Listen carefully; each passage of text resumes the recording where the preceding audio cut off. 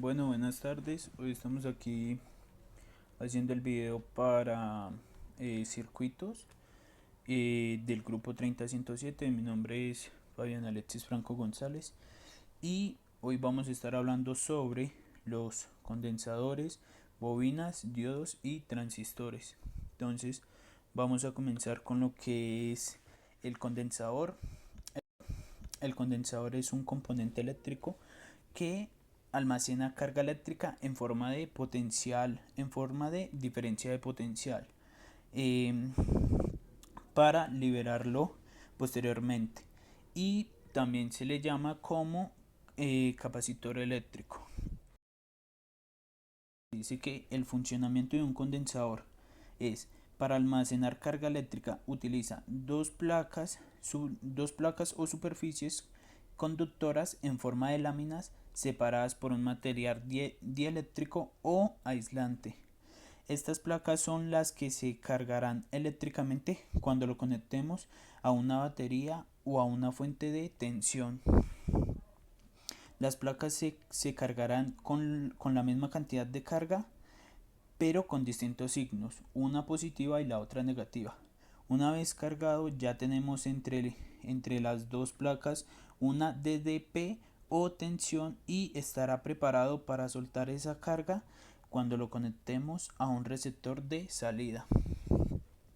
Ahora pasaremos con lo que es seguimos hablando de lo que es el funcionamiento y también decimos: la cantidad de carga eléctrica que almacena se mide en faradios. Esta unidad de medida es muy grande, por eso se suele utilizar el microfaradio, quiere decir 10 elevado a menos 6 faradios. Y también se usa una unidad menor, el picofaradio, que son 10 elevado a menos 12 faradios. Ahora pasaremos con los tipos de condensadores. Hay cuatro tipos, los cuales son el tipo electrolítico, el de poliéster, el tipo de tantalio y el cerámico. Acá vamos a ver entonces lo que son eh, las características de de cada tipo. Entonces vamos a hablar sobre las características de los condensadores cerámicos. Entonces, los condensadores de tipo cerámico no tienen polaridad, por lo que se pueden conectar de cualquier manera. Estos pueden ser operados tanto en circuito DCA como en el circuito DC. Ahora vamos a hablar de los condensadores tipo poliéster. Los condensadores tipo poliéster tampoco tienen polaridad, por lo que se pueden conectar de cualquier manera. Estos pueden ser operados tanto en el circuito DCA como en el circuito DC. Los condensadores tipo poliéster de alta tensión tienen baja capacitancia pero muy alto voltaje de ruptura. Estos condensadores no tienen polaridad y pueden ser operados de cualquier manera. Entonces tenemos ahora los condensadores tipo tantalio. A diferencia del electrolítico, el terminal positivo del capacitor de tantalio está marcado en lugar de negativo. Sí. Los condensadores tipo SMD tienen valores hasta de 10 microfaradios. Algunos de ellos están polarizados. Se marca el terminal positivo para los polarizados. Estos se ven en circuitos embebidos. Listo, acá podemos ver las características, o pues como viene un condensador de los que se suelen utilizar casi en todos los circuitos, y nos muestra la capacitancia nominal, que es como lo que puede guardar, lo que puede, y nos muestra también marcas de plomo negativas, y nos muestra la tensión de trabajo o digamos los voltajes que soporta. Ahora vamos a pasar con el siguiente tema, las bobinas. Entonces pues acá vamos a hablar y vamos con qué es una bobina. Son componentes pasivos de dos terminales que generan un flujo magnético cuando se hacen circular por ellos una corriente eléctrica. Se fabrican arrollando un hilo conductor sobre un núcleo de material ferromagnético o al aire. Acá en la siguiente diapositiva y de estas hay dos. Está el tipo de bobina fija, y en el tipo de bobina fija están las que traen núcleo de aire y núcleo sólido. Y en las bobinas variables, que ya son, o sea, ya les digo las características de estas. Bueno, en los tipos de bobinas, en las que vienen con el núcleo de aire, el conductor se arrolla sobre un soporte hueco y posteriormente se retira este, quedando con un aspecto parecido al de un muelle. Se utiliza en frecuencias elevadas. Una variante de la bobina anterior se denomina selenoide y difiere en el aislamiento de las espiras y la presencia de un soporte que no necesariamente tiene que ser cilíndrico. Bueno, y ahora vamos con las que son con núcleo sólido. Las de núcleo sólido son poseen valores de inductancia más altos que las anteriores, debido a que su nivel elevado de permeabilidad magnética. El núcleo suele ser de un material ferromagnético. Los más usados son la ferrita y el ferroxcube. Cuando se manejan potenciales considerables y las frecuencias que se desean eliminar son bajas, se utilizan núcleos parecidos a los de los transformadores en fuentes de alimentación sobre todo. Así nos encontraremos con las configuraciones propias de estos últimos. Las secciones de los núcleos pueden tener forma de EI, M, UI y L.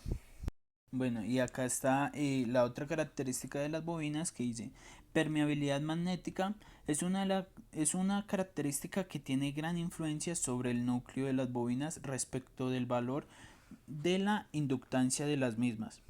Los materiales ferromagnéticos son muy sensibles a los campos magnéticos y producen unos valores altos de inductancia. Sin embargo, otros materiales presentan menos sensibilidad a los campos magnéticos. El factor de calidad relaciona la inductancia con el valor óhmico del hilo de la bobina. La bobina será buena si la inductancia es mayor que el valor óhmico debido al hilo de la misma. Con el funcionamiento de la bobina. El funcionamiento de la bobina es, o sea, que le llegue corriente y transformarla en un voltaje más alto, como por lo menos con lo del carro. Le llega el voltaje y ella lo transforma y lo hace más alto para que este llegue a las bujías, y así se forme una chispa más alta para que haga como se dice, como que se combine con el combustible y den la chispa para que el auto encienda. Pues este sería como una especie como de función, dependiendo ya del tipo de bobina y de cómo se use la bobina. Ahora vamos con la otra parte y vamos a hablar de el diodo. Entonces, el diodo es un componente electrónico de dos terminales, tal como un resistor. Un diodo es un dispositivo diseñado para que la corriente fluya en un solo sentido, es decir, solamente permite que la corriente vaya en una sola dirección. Acá vamos a explicar el funcionamiento de un diodo. Entonces, al tener dos terminales podemos polarizar de dos formas, directa e inversa, diferentes, diferentes a los diodos, y su funcionamiento depende mucho del tipo de polarización que le ponga. Entonces vamos con la polarización directa. Y entonces el anodo se conecta al positivo de la fuente de voltaje y el cátodo se conecta al negativo. Con esta configuración el diodo actúa como un interruptor cerrado. Una consideración importante dentro de esta configuración es que el diodo provoca una caída de voltaje de 0.6 a 0.7 voltios. Ahora vamos con la otra, y es la polarización inversa. El ánodo se conecta al negativo de la fuente de voltaje y el cátodo al positivo. En esta configuración la resistencia del diodo aumenta en grandes cantidades y esto hace que actúe como un interruptor abierto. Ahora pasamos con los tipos de diodos. Entonces acá van 5 tipos, el cual está el diodo LED, los diodos rectificadores para grandes corrientes, los diodos Zener, diodos de señal y el diodo de protección para relés. Acá les voy a decir unas pequeñas características de estos. Bueno, vamos con el diodo de LED. Los diodos de LED emiten una luz cuando la corriente eléctrica pasa a través de ellos, pero para que estos puedan encender deben de polarizarse de manera directa. Una forma fácil de identificar el ánodo y el cátodo en un LED es observar los terminales y siempre la más corta es el cátodo. Vamos con el otro tipo y son los diodos rectificadores de grandes corrientes. Entonces, los diodos rectificadores son utilizados en las fuentes de voltaje para poder convertir la corriente alterna en corriente directa. También son usados en circuitos en los cuales han de pasar grandes corrientes a través del diodo. Todos los diodos rectificadores están hechos de silicio y por lo tanto tienen una caída de tensión directa de 0,7 voltios.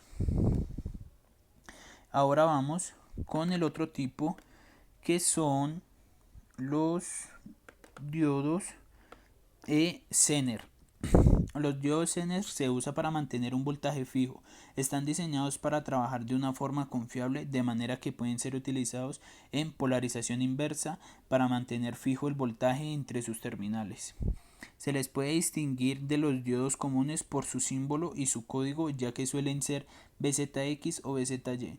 Su tensión inversa de ruptura está grabada con la letra B en lugar del punto decimal 4B7, igual a 4.7 voltios. Vamos con el siguiente tipo y son los diodos de señal. Los diodos de señal son usados en los circuitos para procesar señales eléctricas débiles, por lo que solo son requeridos para pasar pequeñas corrientes hasta de 100 miliamperios.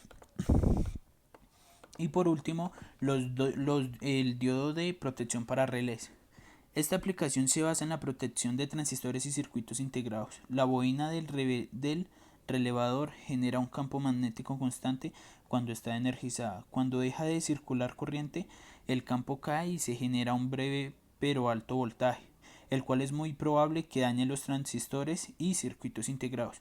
Con la implementación de este diodo, el campo magnético se desvanece mucho más rápido, ya que la corriente circula por la bobina y el diodo de protección. Esto proviene que el voltaje que se genera sea lo suficiente alto como para causar algún daño en los dispositivos.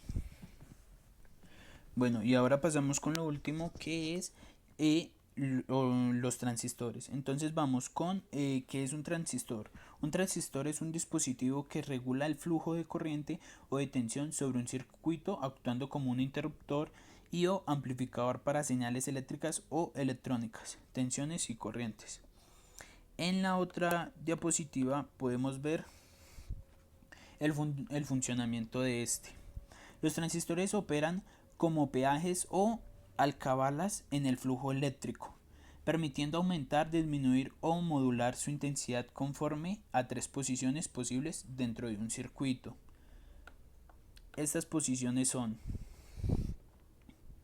en posición activa. Permite el paso de más o menos corriente modulada hacia el colector y, por lo tanto, de vuelta al circuito. La otra es en corte.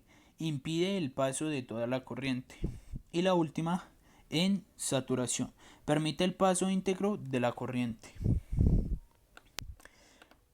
Pasamos a la siguiente diapositiva. En esta podemos ver los tipos de transistores y está los transistores uni-unión, los transistores bipolares, los de efecto de campo, fototransistor y transistor HBT y HMT.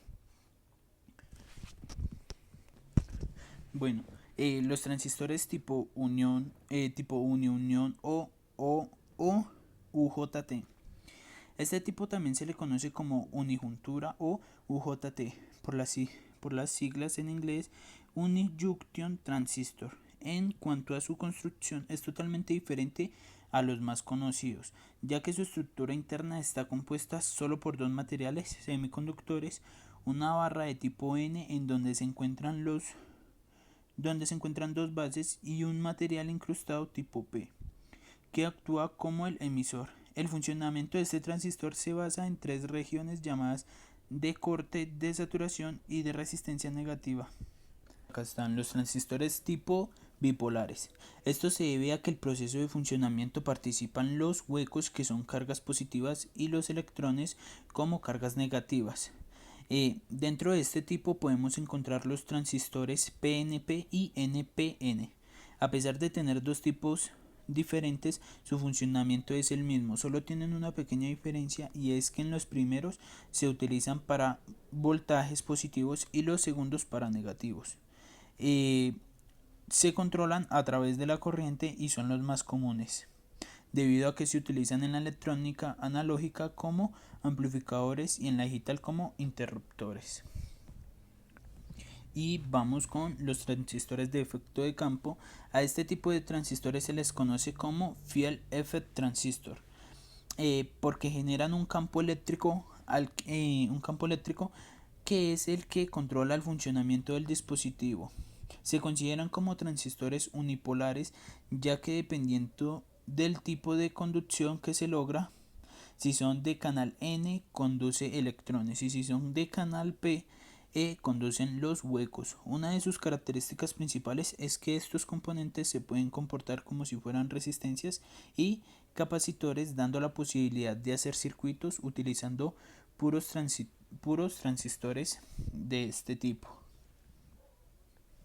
Seguimos con el fototransistor. A pesar de que un fototransistor tiene solo dos terminales y un aspecto totalmente diferente, el funcionamiento es prácticamente el mismo al de un transistor normal, ya que es posible regular la corriente del colector a través de la base, que en este caso sería el encapsulado. Su funcionamiento depende directamente de cuánta luz llegue a la base, ya que mientras más luz llegue, más corriente genera.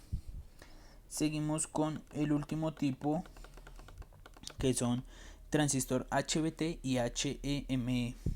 Estos tipos de transistores están formados por una heterounión, es decir, pueden estar compuestos por una unión de dos semiconductores de diferente material o una unión de un metal con un semiconductor. Dentro de este tipo de uniones existen dos tipos de diferencias. Las isótopo, que son cuando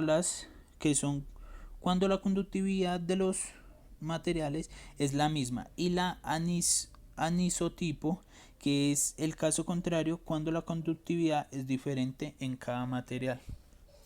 Y por último, pasamos a la siguiente diapositiva.